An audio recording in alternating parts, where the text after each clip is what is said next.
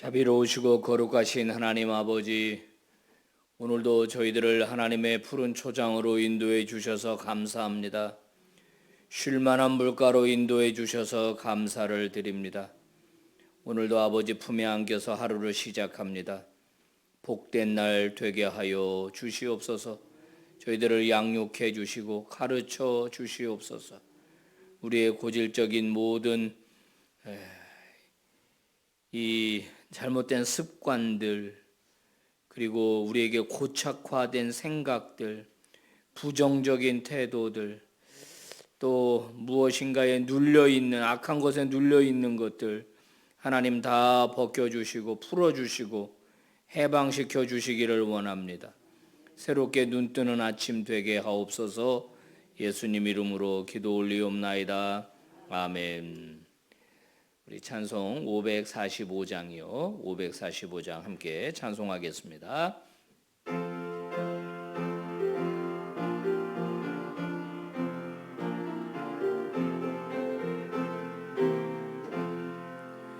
이 눈에 아무 증거 아니 배워도 믿음만을 가지고서 늘 걸으며 이 귀에 아무 소리 아니 들려도 하나님의 약속 위에 서리라. 걸어가세 믿음 위에 서서 나가세 의심 버리고 걸어가세 믿음 위에 서서 눈과 귀에 아무 증거 없어도 주님의 거룩함을 두고 맹세할 주 하나님 아버지는 참 미쁘다. 그 귀한 모든 약속 믿는 자에게 능치 못할 무슨 일이 있을까. 걸어가세 믿음 위에 서서 나가세 의심 버리고 걸어가세 믿음 위에 서서 눈과 귀에 아무 증거 없어도. 다 함께 기도하실 때 최경숙 권사님 기도 인도해 주시겠습니다. 사랑의 하나님, 대속의 은혜로 자녀의 권세를 주셔서 오늘도 예배의 자리에 나오게 하셔서 감사합니다. 하지만 아직도 부족하여 은혜 받은 자답게 용서받은 자답게 살지 못했습니다. 용서하여 주시옵소서. 먼저 믿는 저희들의 삶이 말씀 따라 살지 못하여서 하나님, 우리의 잘못된 모습으로 인해 마음의 상처를 받아 복음을 외면하는 지체들이 있습니다.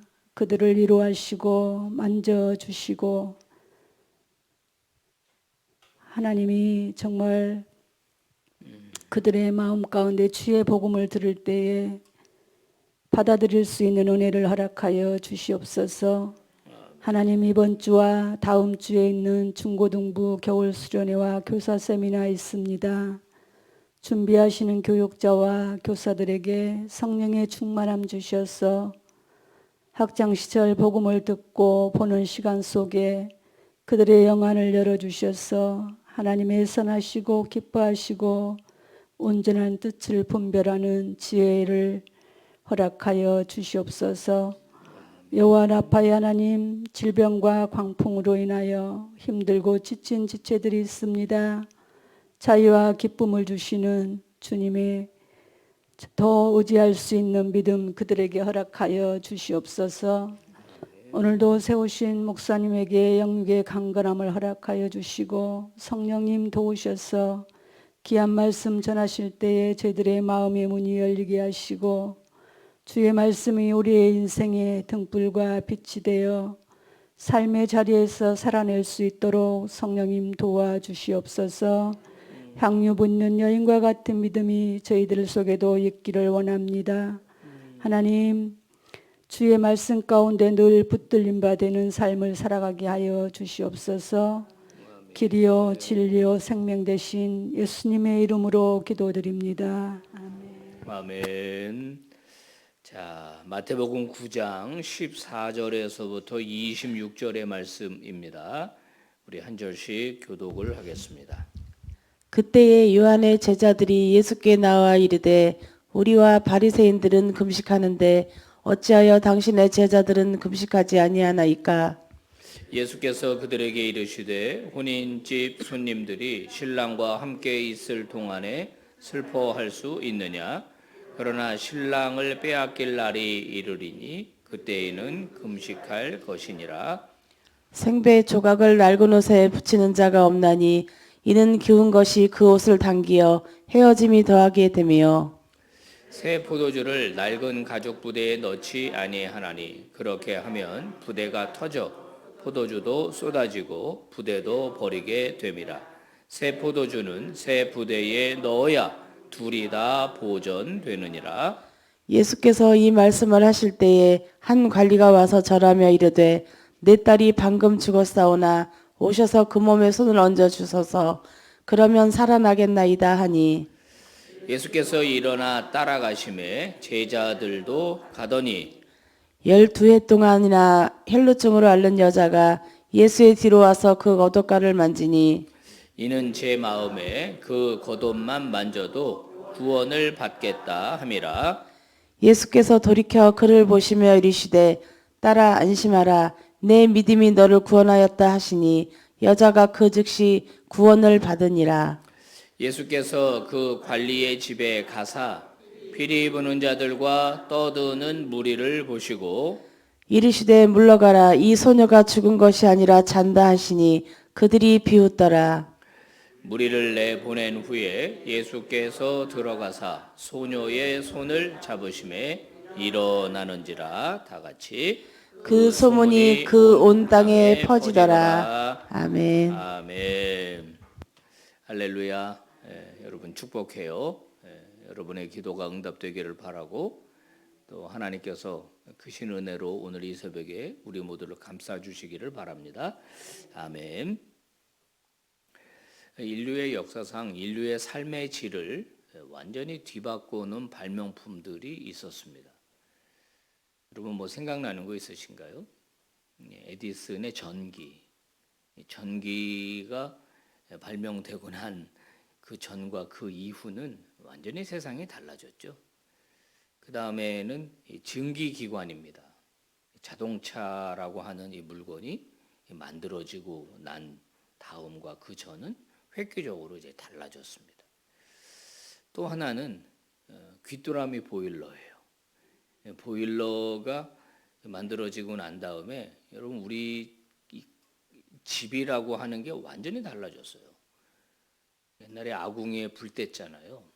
거기다 물 끓여서 뭐 씻고 뭐 이러지 않았습니까? 근데 이제 보일러가 생기면서부터 모든 게 다 집안에서 해결이 되는 거예요. 진짜 획기적인 물건입니다. 획기적인 물건. 이런 게 있어요. 근데 이제 가장 획기적인 건 뭐냐면 예수 그리스도가 오신 거예요, 이 땅에. 예수 그리스도 오시기 전과 오시고 난 다음에는 모든 것이 달라졌죠. 예수님이 오시면서 이제 가장 크게 변한 게 성전 시대가 이제 막을 내린 겁니다. 교회 시대가 열린 거예요. 율법의 시대가 막을 내리고 복음의 시대가 열린 겁니다. 그래서 인간이 마치 그 예수 그리스도가 오신 다음에도 무슨 자기가 율법을 지켜서 하나님 앞에 칭찬받으려고 하는 행위는 무엇과 같으냐면 이제 여러분 비행기 타보셨잖아요. 비행기가 이제 활주로를 탁 타고 이륙하지 않습니까? 이륙할 때 어떻습니까? 그냥 비행기 올라가는구나. 야, 이게 힘이 대단하다. 뭐 이런 생각들 많이 하시죠? 근데 어떤 사람이 비행기에서 막 이렇게 날개짓친다고 한번 생각해 보십시다. 당신 뭐 합니까?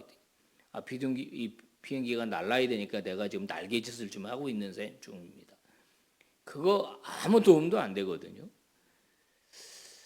예수 그리스도가 오신 다음에 완전히 이 성경에 보면 이제 삶이 완전히 다 바뀐 거예요.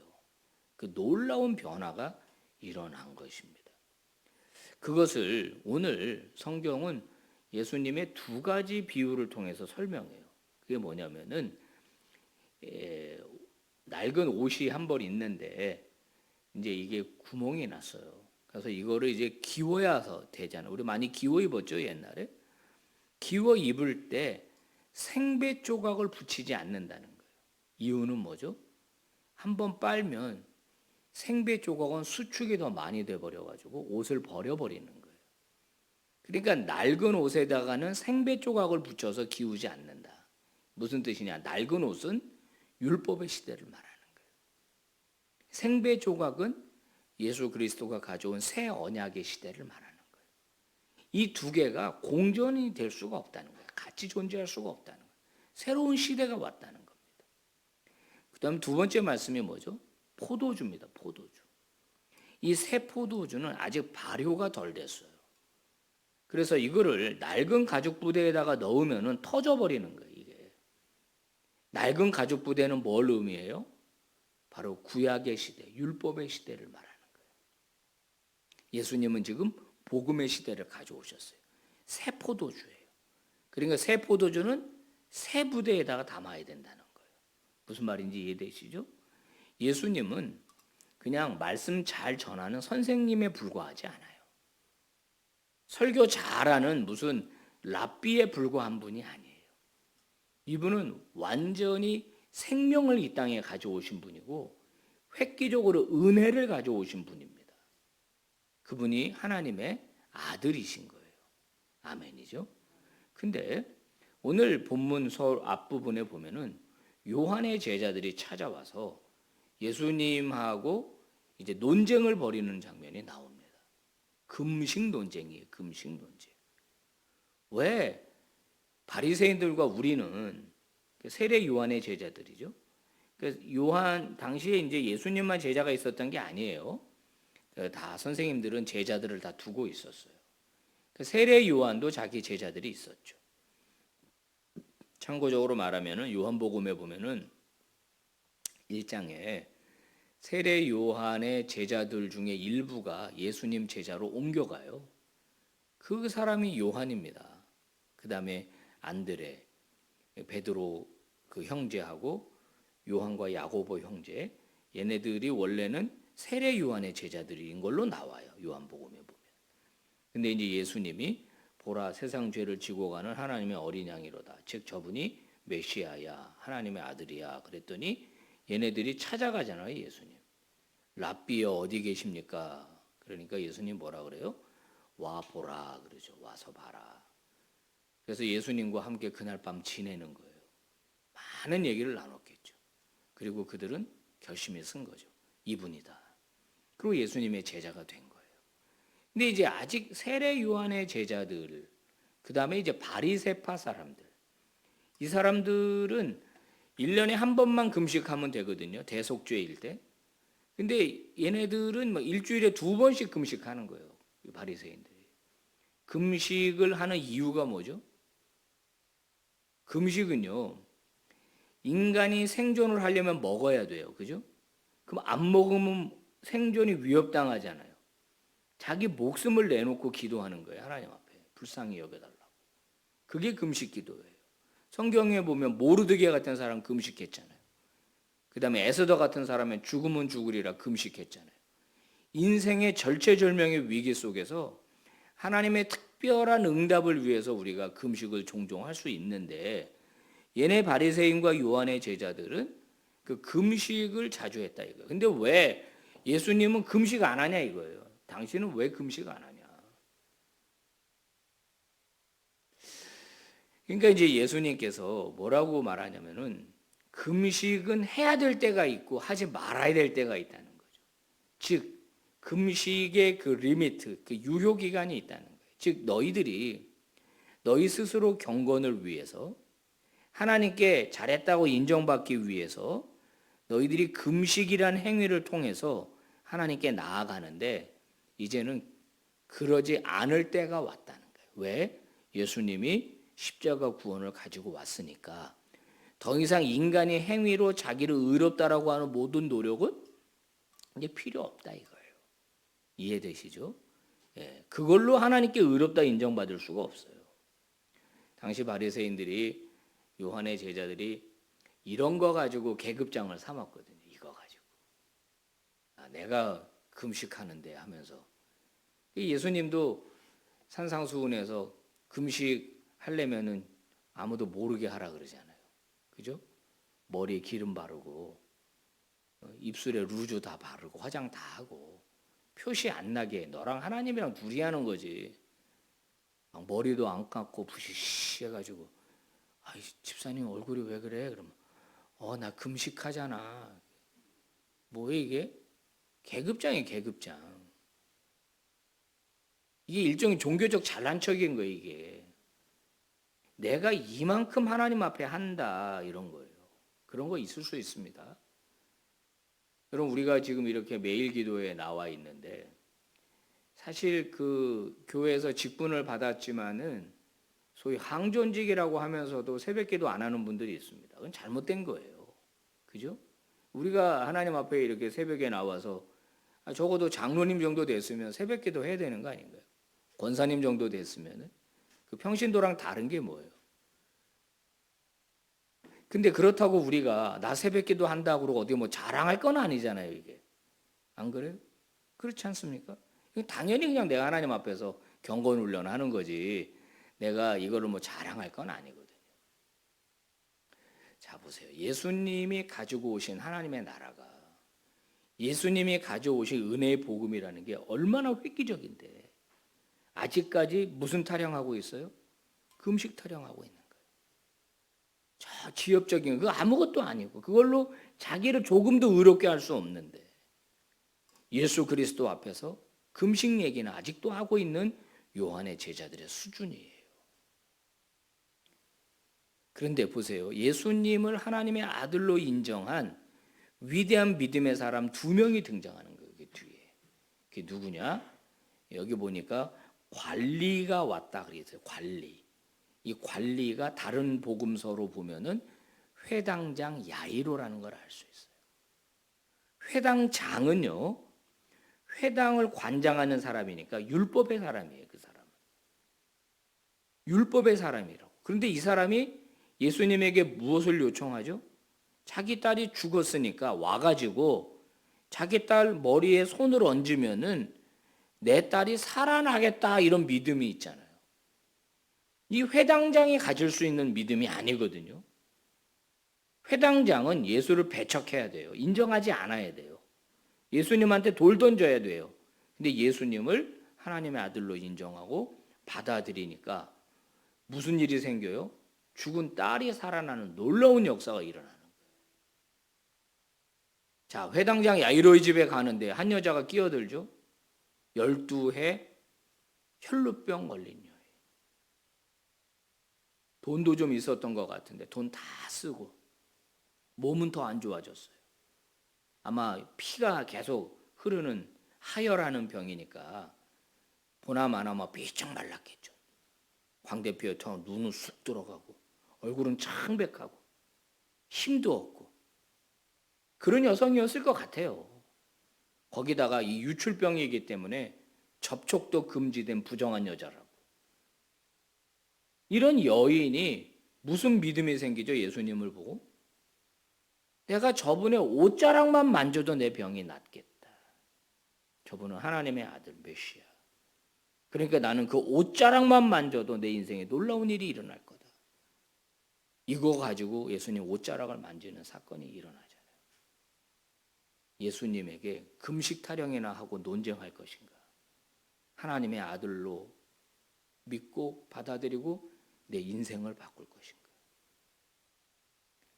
하나님에게 구할 수 있는 것을 구해야 합니다. 아멘입니까?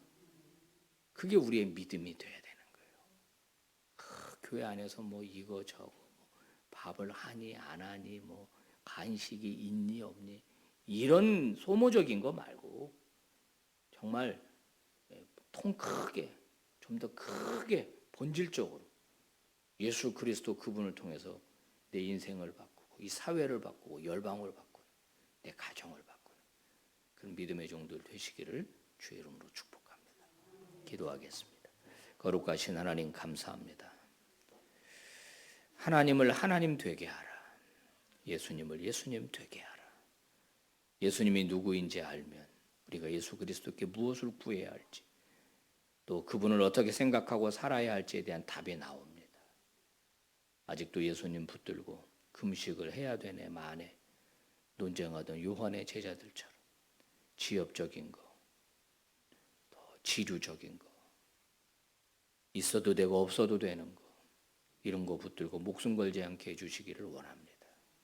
우리 빛과 소금 교회, 또 우리 사랑하는 우리 성도들 올바른 믿음과 바른 신앙 안에 서가지고 정말 예수 그리스도를 통하여 내 인생을 바꿔내고 삶을 바꿔내고 세상을 바꾸는 그런 종들 되게 하여 주시옵소서. 예수님 이름으로 기도 올리옵나이다. 아멘. 예배 마쳤습니다. 자, 이렇게 기도하시고 은혜 중에 돌아가시기 바랍니다.